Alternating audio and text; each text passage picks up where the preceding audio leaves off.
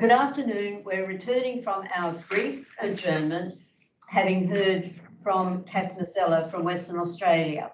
And now we're fortunate to have with us Dianne Hadden VIC, who is a solicitor from Ballarat in Victoria. So welcome, Dianne. Thank you. Right.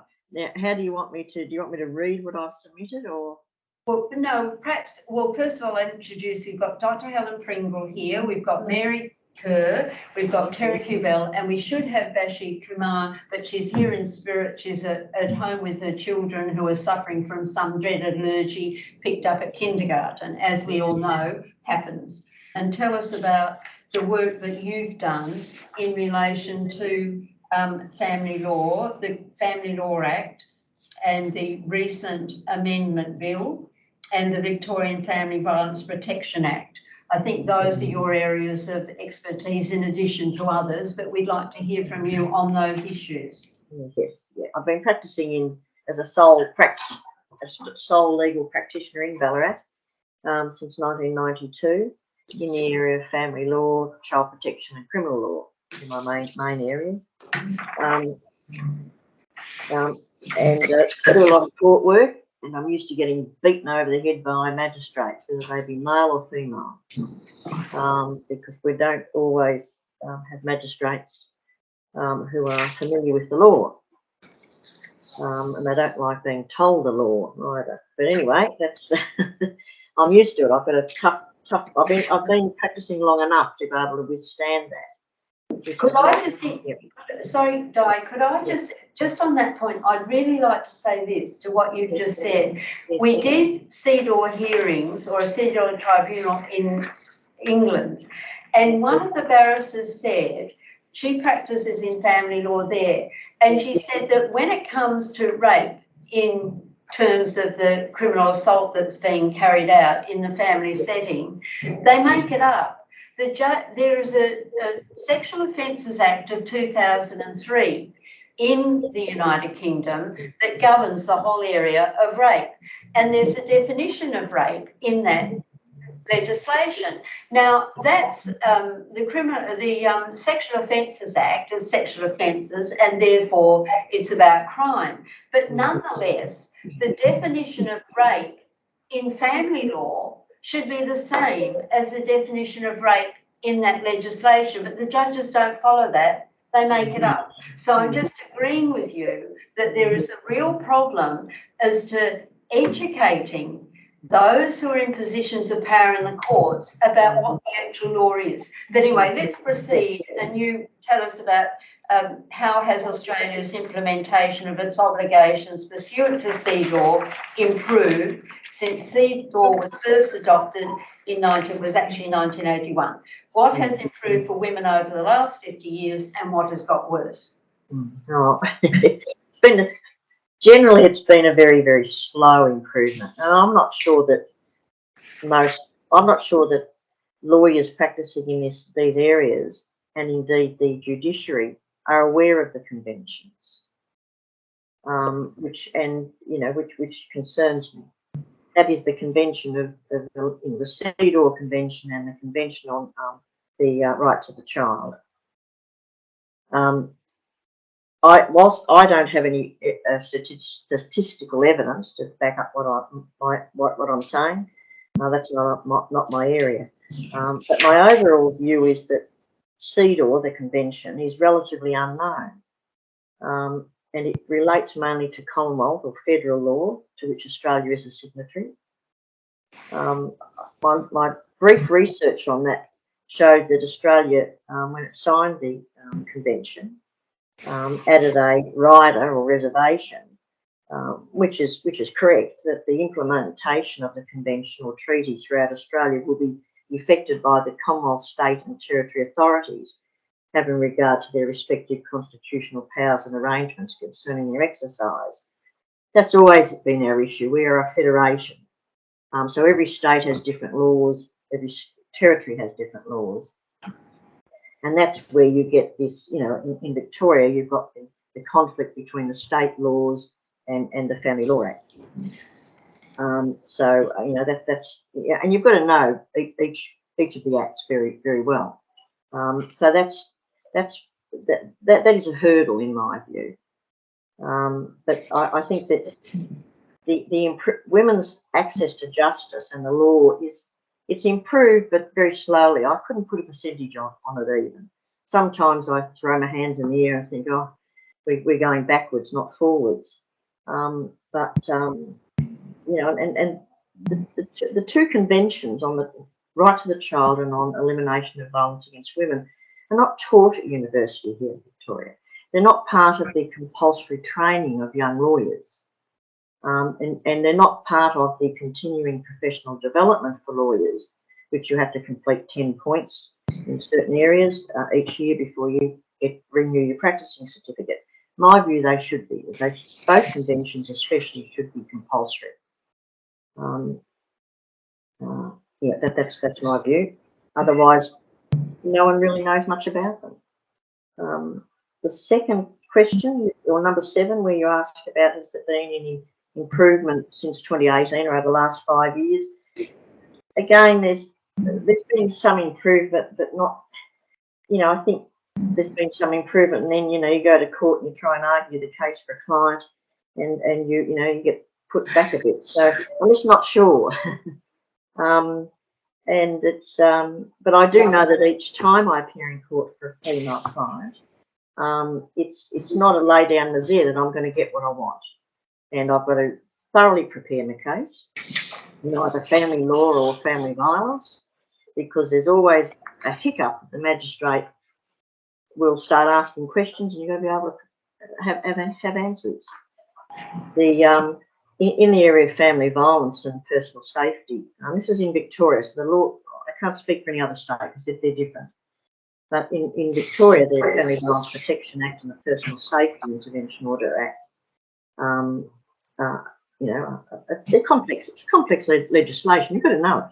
Then you've got to go to the Uniform Evidence Law, but then the magistrate can override that. The magistrate doesn't have to take into account any rules of evidence other than what he considers or she considers relevant.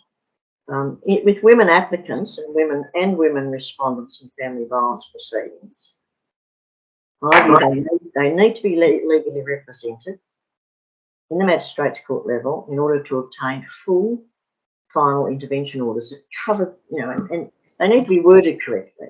And they need to cover their situation for their protection. Because if you miss out on a clause, then the police will not, they'll not investigate a breach. The duty solicitor service at our local courts in Victoria are only funded through the state government to the allocation to the courts. There's a duty solicitor for the applicant and a duty solicitor for the respondent, and they come from the Community Legal Centre and from Victoria Legal Aid. They are not funded to run contests. They are only funded, that duty solicitor service, at that first point of advice only. They are not funded to prosecute or litigate a contested family violence or personal safety proceeding. If the matter can be finalised on the first return date, then they might do so, but that would be contrary to their rules. So that is an issue, because people expect the duty solicitor is going to carry them right through the proceeding, and they're not. It's not within their rules. The VLA will not allow it, and neither will the Community Legal Centre, because they're not funded for it. So they can't just run off and do what they like. The narrative, which is the summary in an application for an intervention order, is prepared and typed up by the court registry. They have about 3 inches of space in which to type up the narrative, which is a summary of what the applicant will write in a 20-page. They will handwrite in a 20-page application. So often the narrative in the application doesn't fully explain the family violence or the woman's fears for her safety and for the safety of her children. The court's power to make a final and full, they call it a final and full family violence intervention order, requires the court to be satisfied on the balance of probabilities. So it's a civil test. It's civil proceedings, it's civil legislation, not criminal. So the courts are required, it has to be satisfied in the balance of probabilities that the respondent has committed family violence against the affected family member and is likely to do so or do so again. So there's two hurdles to it. The court has to be satisfied. If they can't be satisfied that it's likely to continue, then you won't get your order. Further, the court may inform itself in any way it thinks fit in relation to the rules of evidence or what material it accepts, despite any rules of evidence to the contrary. So, as we know under the Uniform Evidence Law, relevant evidence is admissible. If it's irrelevant, it's inadmissible. And those arguments require a mini hearing before the magistrate, before a final contested hearing, to get some evidence knocked out. Not easy to do. And of course, to run these cases, the client, your client, the applicant or respondent has to be privately represented. And I no longer do pro bono work like that. I did it for 25 years. I don't anymore. I don't do legal aid work because legal aid doesn't cover contests. So these contested hearings, the client's often either on their own or they just agree to whatever's put up or whatever the respondent will consent to, and they're told to go away. Don't waste the court time. That's difficult. I mean, that's difficult as a lawyer to run a case in a court. How can one expect an applicant who is not legally trained or experienced to run their own case? They can't do it. And then if the respondent to a final family violence intervention order agrees or consents to an order being made against him or her without admission of the allegations in the complaint, which is what the court puts in now as a standard standard clause or standard notation to a final order, then that final family violence intervention order by consent is then not considered sufficient evidence of proof of the finding of family violence under the Family Law Act. And more often than not, the Federal Family Court will add a court notation to an interim parenting order that will read, the final intervention order against the father or respondent has been finalised by way of consent without admissions and the alleged family violence remains disputed, which means that the family violence allegations need to be relitigated within the family law proceedings, despite the woman having a full and final intervention order. Which it makes it very difficult because the tests then and the proof material required in the family court are onerous. The definition of family violence in the Commonwealth Family Law Act is different to the definition of family violence in the state legislation. The rules of evidence and proof are different. Under the Family Law Act, you've got to, if you're alleging family violence, when you initiate an application, you then have at least three documents. You have to have an affidavit proving the allegations, and affidavits from other people who may have witnessed the family violence. You have to file a notice of child abuse, family violence or risk, and you also have to file a family dispute resolution certificate. Completed by a dispute resolution practitioner. If there's family violence allegations, then the dispute resolution practitioner will not see both parties, and they will do the certificate under the family law regulations, and they'll tick a box that it wasn't appropriate to have dispute resolution in this matter face-to-face due to the issues of family violence. But without that certificate, you can't file your initiating application. This is all electronic filing, so it won't allow you to skip any of those boxes unless you have all the material filed that you're required to file. Sometimes with a family dispute resolution certificate, the other party, usually the respondent father or husband, will ignore the request to attend, and so there's no dispute resolution. But if they've got to the stage of issuing proceedings, in reality, the parties are not amenable to resolving their dispute. And if there's family violence allegations, then they're certainly not able to sit in a room and have equal power in the mediation room, because unless they have equal power, there can be no mediation. So there's all those complex issues. And where there's allegations of family violence have been raised by a party, regardless of whether the woman applicant has a final family violence intervention order for her protection, the allegations of family violence made in the family law parenting proceedings are in effect and have to be relitigated, and are matters for the family. They are matters for the family court to determine in the context of what's in the best interests of the child. So it's not easy at all. The new Family Law Amendment Bill 2023, it's just been introduced into Federal Parliament on the 29th of March. Its main purpose is to make clearer that the best interests of the child are the most important considerations. It simplifies the list of factors for consideration by the court and removes the dreaded Section 61 D(a)(1), which was the presumption of equal shared parental responsibility, which parties took to mean equal shared care, and it was never meant to be that, because it was meant to take over from the old guardianship section, which was the parents have the responsibility to make major decisions for their children in relation to health, education, religion. But of course, the court then the presumption of equal shared parental responsibility was that was the presumption, that was the starting point, unless the court could be convinced that there was a reason not to order that, and then if there was family violence, you then have to prove it. So the new objects and principles in Part 7, which is the parenting and children's section of the amendment bill, that it has been amended and improved with much shorter objects clause. We'll see whether the judges how they interpret it. The judges are still allowed in this amendment bill to make orders for equal shared parental responsibility. The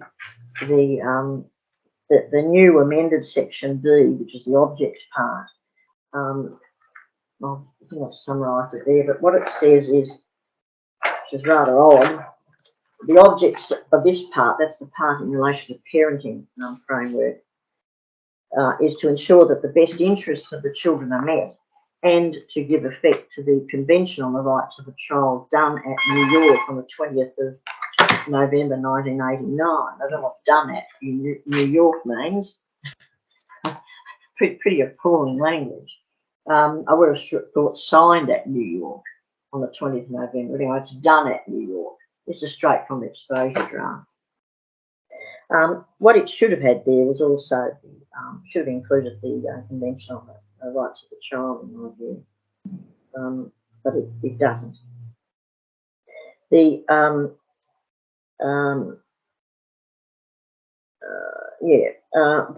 And then there's the new amended Section 60cc in the bill, which sets out how a court can determine, how it should determine the child, what's in the child's best interests. And it must consider what arrangements would best promote the safety. So it really, in effect, downplays family violence and the impact it has. The court, in determining what is in a child's best interest, has to consider there's 6 factors now, as opposed to was about 10 or 12. And the general consideration is that the court must consider what arrangements would best promote the safety, including safety from family violence, abuse, neglect, or other harm of the child, and each person who has parental responsibility for the child, in brackets the carer, in close brackets. So we'll just see how that the courts interpret that. But as I said, the objects of the part in the amendment bill should have included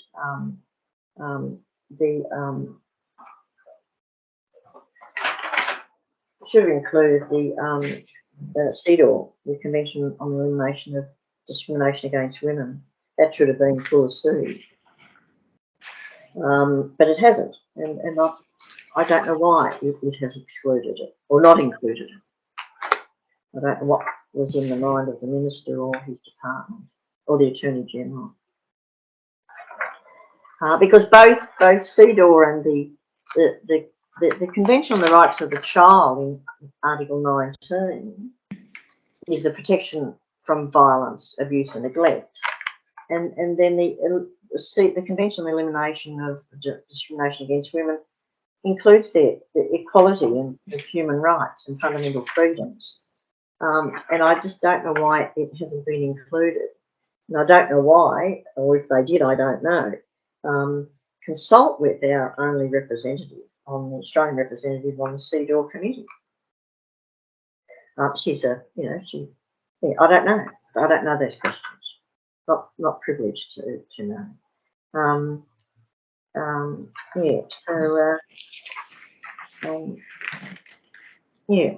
think that's it's a bit complicated. It's complex, but that's the way it is. Could you just, may I just ask you a question at that point, Di, because at the beginning you referred to this argument that Australia makes in the reservation. So let me go back to it, saying that because we're a federal system, that they just can't, let me look, this is from you. I also note that Australia's reservation or declaration to its signing of the convention acknowledges the difficulty which our Federation of States and Territories have in relation to implementation of the convention across both federal and state jurisdictions. They're wrong. Wrong. Because under our Australian Constitution, the federal government has international affairs power, and that's the power under which we sign up to treaties and conventions. And once we've signed up to treaties and conventions, that's what we've done, consistent with the Constitution. And in our country, as you know, the powers under the Constitution are the federal powers, and that the residue is left to the states. So that therefore means that if the federal Constitution says we've got power, the federal parliament and government, under the treaties, that covers the field. I mean, I just think it's such an asinine argument. I know that it's the accepted wisdom of everybody out there that that's how it is, and it's wrong. I just really need to emphasise that, because I'm agreeing with you. All these complications come in because what the Australian government does not realise is that if they look at the Constitution and if they sign up to a convention or a treaty, they're the ones with the power to implement under that treaty, and they don't have to ask the states. They could ask them as a matter of courtesy, could you please get your act together and let's talk about it together in the Attorneys General meeting or something, but they can do it if they want to. And the other point I'd really like to make is that there's this true deficit, as you point out, in terms of education about CEDAW. That was exactly what we were on about in our CEDAW People's Tribunal in London in 2020. And what we were wanting was a Women's Bill of Rights, because it's worse there than it is here in terms of actually acknowledging CEDAW. But your point about education is a point that we've made there too. So sorry to interrupt you with all that.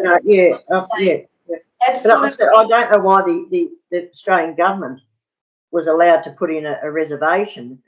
It was Declaration 3.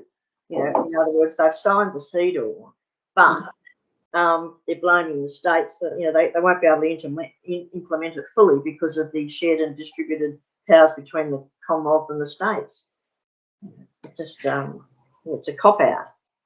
And it's up, I know that in what they're going, one of the issues they're going to discuss at the review, the Convention Committee, is exactly the reservation. So we have to get something in on our submission about this, don't we? Yeah. And thank you for raising it.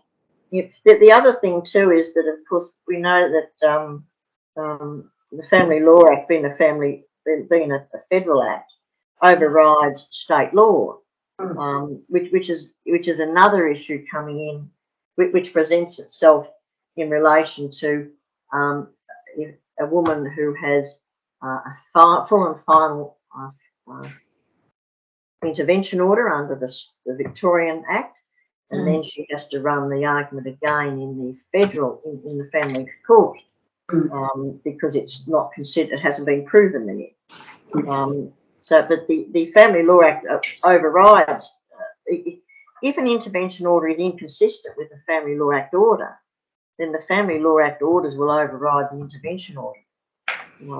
Which is, is it Section 114 of the Constitution, is it? Where federal law takes precedence over state laws? Yeah. Which is another, no, I didn't go into that, but that is another issue. It's if there's it depends 109. which way around the conflict is. Yeah. Yeah, 109 is. 109. If the federal constitution includes the power, then that power is absolute, and the states have to conform to it. But if it's not, then But you're right about the marriage power, and there's other powers that give the federal government the power to pass the Family Law Act. Yeah. Yes. Yeah. So it's all and the Marriage Act. Sorry. Yeah. Yes. Yeah. So and then I've listed my what I think needs to change or be achieved under point 9. An interesting one is in relation to, from my point of view, is in relation to bills in the Victorian Parliament. When they're introduced, they have to go through a process of being compatible with the Charter of Human Rights and Responsibilities Act, the Victorian Act, and then the minister has to give a speech to the Parliament that the legislation is compatible with that Charter of Human Rights and Responsibilities before it's read in the Parliament. Then my view is that the Victorian Parliament Scrutiny of Acts and Regulations Committee terms of reference and its powers of scrutiny, which are part of the Parliamentary Committees Act, should specifically include the CEDAW and also the United Nations Convention, the Convention on the Rights of the Child. At the moment, the state legislation only looks at the Charter of Human Rights and Responsibilities. Although Section 17 of the Charter of Human Rights and Responsibilities is really the only one that looks at protection of families and children. But again, I don't think enough is, enough. I don't know if they even know those two. That they exist, because the Charter of Human Rights and Responsibilities is a Victorian Act. It's not as thorough as CEDAW and the Convention on the Rights of the Child. I can simplify it a bit like that. I think CEDAW needs greater recognition across both federal and state jurisdictions, and I've noted that. And I only just discovered it in this last few days when I was doing some research that we have an Australian representative on the committee, but that's only in her personal capacity. It's stated on the website. That was Natasha Stock-Destroyer from South Australia. My view is that there needs to be an education program as to CEDAW, as well as the United Nations Convention on the Rights of the Child, included as part of our annual practicing certificate requirements in Victoria for the continuing professional development rules, and a general and I think compulsory subject about both CEDAW and the United Nations Convention on the Rights of the Child to be introduced and included in the practical legal training program, formerly known as Articles of Clerkship, for law graduates before they're admitted to practice in Victoria as an Australian legal practitioner. There are young lawyers and many young lawyers at the moment in Ballarat, and they tend to do their training at the legal centre and the Victoria Legal Aid first. They're young, they're inexperienced, and they they then don't get the training or the exposure to what I've been talking about, and especially to running cases for women and knowing the law, running their cases, and getting a good result for your client, both in family law and family violence. And that's a big issue. And of course, with COVID for 2.5 years, we couldn't enter our courts, so there was young lawyers fresh out of freshly admitted to practice could not observe, which was part of my training. You sit in court and observe how cases are run and whether you think they're done badly or well. And that's the way you learn. It's the way I'll still, if I'm down the court, if the other higher courts are sitting, I'll go in and listen. But young lawyers are not trained now to sit in court and observe. It's not in their vocabulary and certainly not in their training. So we're not getting a calibre of young lawyers who really know what they're doing, but in the best interests of their client. Right, thanks so much, Dianne. Now, Very interesting. I have one, which is how when legislation is being proposed, or reform of legislation is being proposed by the Attorney General, the state or federal, but particularly on family law, federal, you've already shown us that there seems to be no awareness of introducing the CEDAW requirements. Yeah. Is there a way of having CEDAW intervene on the basis? Well, yeah, I think at this stage, the amendment bill is before the Parliament. The only way that it could be CEDAW added to the objects part, as well as the Convention on the Rights of the Child, would be for someone to say that, tap the minister on the shoulder and say, well, you need to put an amendment through the Parliament on that before it gets up, it goes up to because it goes through the House of Reps, it's got to go through the upper house, and it's got to come back. That's the only step but I mean, this framework was, there were many submissions put to the Attorney General when he released his, his exposure draft. But there wasn't much time, and people, you've got to be in the know to know that you've got an exposure draft coming out, and that you are able to make a submission and etc. It takes a lot of work. So no doubt the Federal Attorney General would have had submissions from the various groups, peak bodies like Law Institute and the Australian Law Reform Commission, but still we don't have CEDAW in there.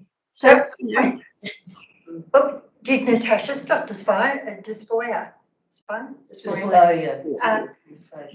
did she, on behalf of, would we find out, would we ever know if she made a submission on behalf of CEDAW or at the direction of CEDAW? I don't know. It would be interesting to know, because why is she our representative if she doesn't do anything? No, I think the problem is that they wait to do the review, don't they? So if this goes through, absent any incorporation of CEDAW, what their view would be is they deal with it when they do the review.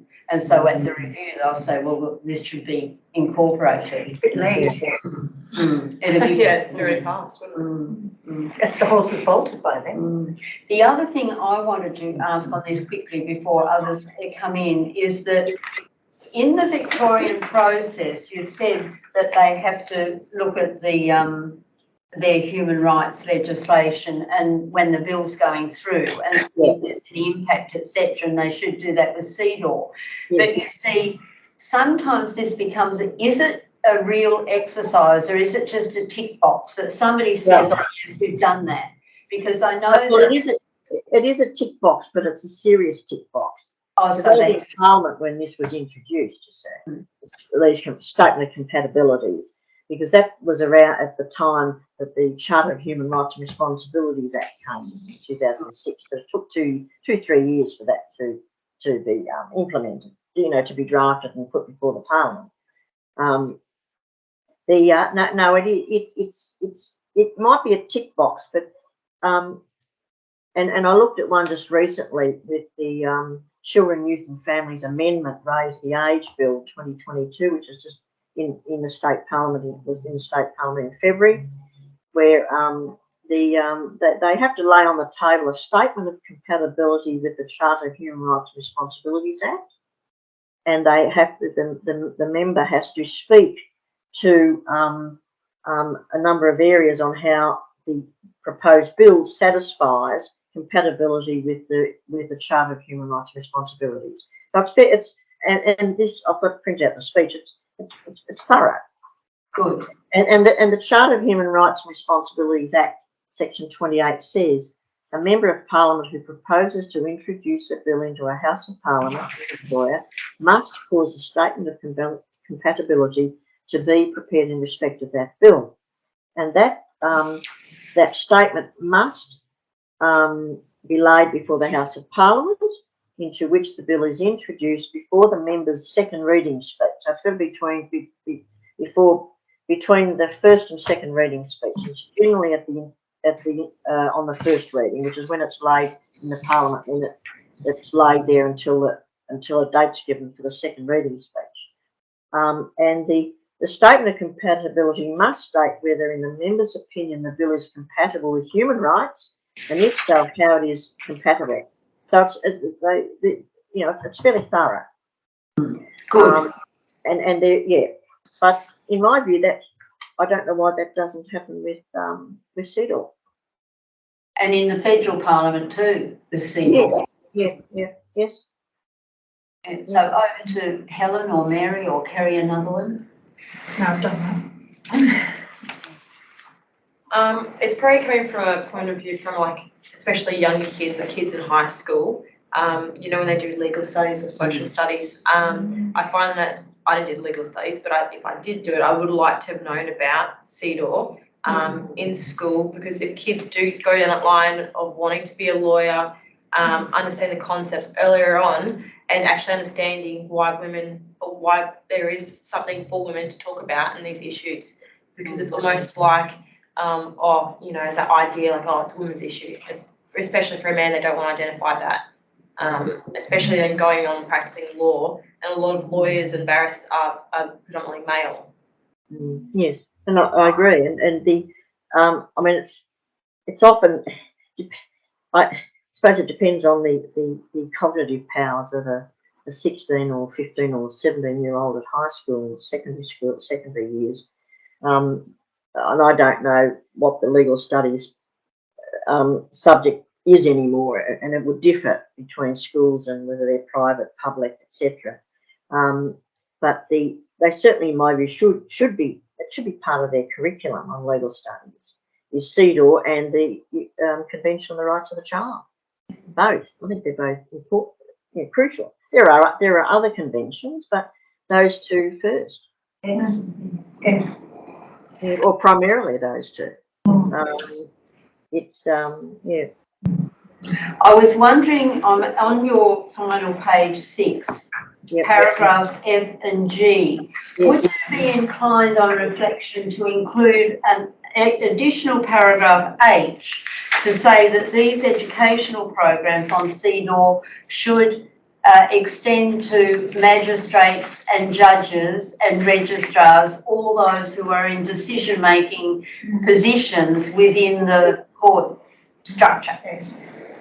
Well, you could, but the problem is once they're appointed as a magistrate, once they're appointed as a judge, they do their own training within their own organisations. If they do it, if they do training, I don't know. I think that's a bit late. I think the training ought to be done at the point where you have completed your Bachelor of Laws, and then you wish to enter legal practice. So it should be in that practical legal training program. I think we'd all agree with that. Yes. Yeah, but I mean, it's certainly the magistrates. I mean, once they're appointed, so many judges, they're appointed for life, unless they can be removed by both houses of parliament. But they're appointed for life, which means you get they're not always bright and intelligent and know the law, and they come with all their own prejudices and biases. But I've been practicing long enough. I know whoever's on the bench, I've got to put up with. I'm not going to deal with. There used to be days a few years ago where you could pick. It was a time where you could forum shop or magistrate shop. Well, you can't now. I don't even know who I'm appearing before until I get to the registrar's desk at the courthouse. Then I'm told, only if I ask, and I always ask, of course. But they don't tell you. If you ring up and say, look, I've got a matter on X date, who's the magistrate? Oh, we don't know. And they do know, but they're not going to tell me. So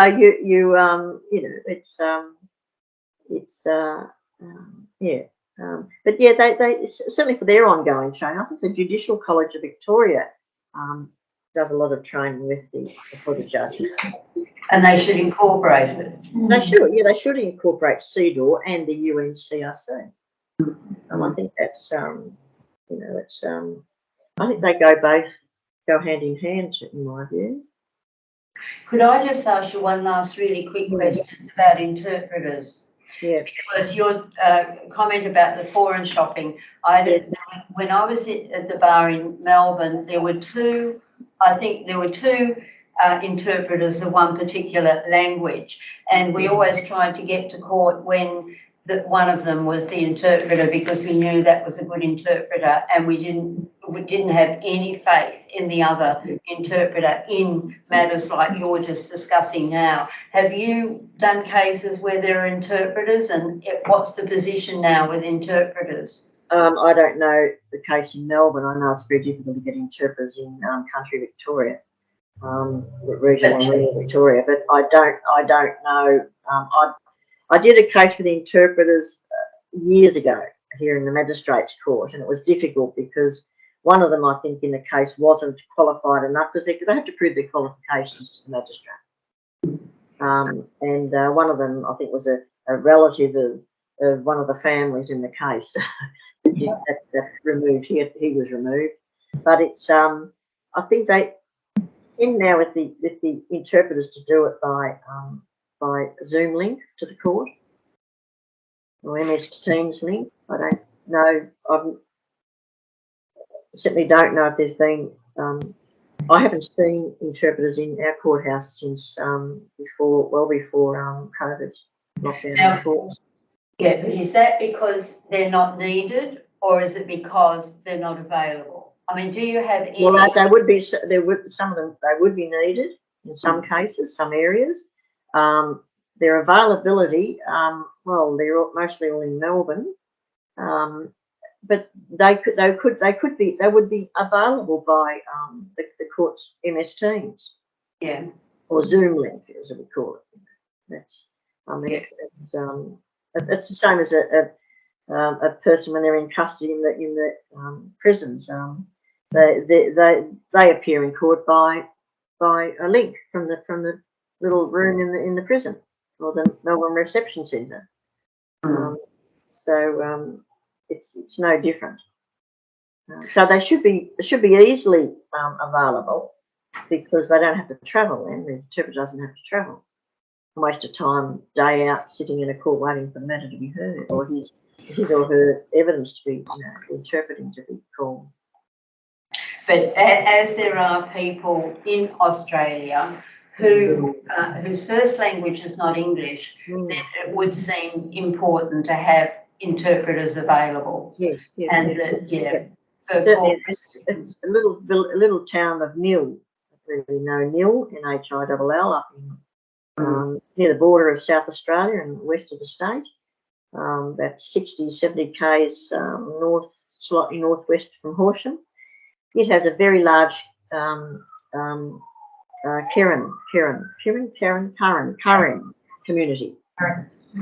Very large Curran community, and who work for is it Pluckaduck, the duck factory there.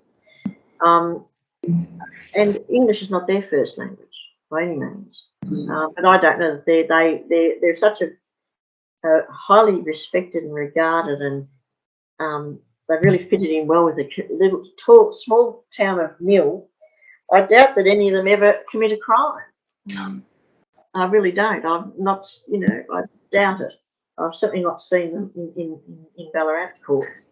But again, if they needed an interpreter, then it would need to be someone from with their language, the Curran language, and it would need to be someone from Melbourne who would have to link into wherever with whether it be Centrelink. I think Centrelink have a list of their interpreters, of available interpreters is within their own system too. And for family law, I was thinking family law matters, there would be occasion where an interpreter is required. Yes, yeah. Well, again, in Melbourne, yes, and then they don't have to be in person. They can do their evidence or their interpreting by Zoom. Good. Right. Well, so are we concluded, or any more issues? I just have one thing to add. I think it would be wonderful if we started a little earlier on CEDAW. Because like in human rights sort of courses and things in secondary schools, because I teach a lot of arts law students or law students and art students in a course, and it's mostly women, and it's got 200 students in it at the moment, which is one of the two largest courses in our group. And I would guarantee you that 190 of those students have never heard of CEDAW. And so you've really given me a task to do for the next semester, which is I'm going to, I think it's important not only for practitioners but for women themselves to know that. So how to lift the profile of CEDAW through but a also public educational institutions. I once had a student who said to me, she was learning about human rights. She said, "I had no idea I was that kind of person."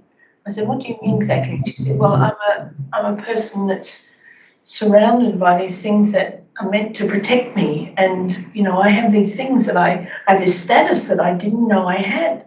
And woman means that I have my own. I have the Women's Convention, as it's called sometimes, not so much anymore, but perhaps we should bring that term back, the Women's Convention, and that it's standing for me, that's my status, means that I too have the dignity of that these laws entitle me to. And also remember that, and I was remembering as you were speaking too, that we have the members of the United Nations have a duty to teach human rights. It's in, I think it's in Article, it's right up the top, Article 1 or 2 or 3, I forget, of the Universal Declaration, and it's we don't take that seriously at all. But I think it really is, as I say, not it's especially for practitioners, as you have put out so well, but also for citizens themselves. Need to do that. Yeah. So thank you. It really gives me a renewed sense of purpose and urgency. Right, well, thank you so much, Thank you. Dianne Hadden VIC. We really appreciate it very much that you come on this very busy Friday. Yes. And we'll conclude now, and I'll Thank say you. that we'll adjourn these proceedings until tomorrow, Saturday, at 10 o'clock. And so it's been excellent to have you with us, Di. Thank you for the opportunity too. It was hard work. It was a lot of research. I thought, I can't be bothered. I thought, no, I can't let Dr. Scutt down. I've worked with him for many decades. I think you should publish it. I think it really, people need to know this. And publishing, as an academic, I'd say there's 2 or 3 articles there, depending on how you cut them. And I would do that because I think it's so important. So that's some more work ahead for you, Diane. Oh, yes, yes. Okay, thank you very much. Thank you. Thank you. Thank you. Thank You're going to shut me off, or I do it? I think you have to leave. All right, That's up the leave. top. All right, Yeah. leave. Where's Lee? There, Up hang the on. top. Up the top on the right. Yeah, there, she's she's got Fantastic. That was very interesting. And I take your point too, that it needs to be out there, it needs to be published, and it's more likely to be incorporated into educational situations or training if there is paperwork to go with it. In other words, a very good submission. But I know students, you know, a large number of those students would have a list of things that they had learned at school about why it is important to have a bill of rights. And there's no mention of, you know, what they, no. I think that, what was that? I forgot what it And was. as for the declaration, well, I can go to, I wouldn't have a single one of those 200 students who had heard of it. Isn't it shocking? And I also think your point too, of it going in at school levels is a very good one, because most of the kids in like, I'm into legal studies, but like a lot of those kids, do you have to do it as an elective? So year 11, 12, Yeah. so they're probably gearing up to be like, oh, okay, maybe I want to do work in social work or humanitarian and whatever it is, but it would help the understanding. Yeah. The understanding of what CEDAW is it doesn't mean that. and how it applies to you in daily life though. Exactly. Because it's not just in law, it's in every element of who we are as women. Exactly. So Yeah.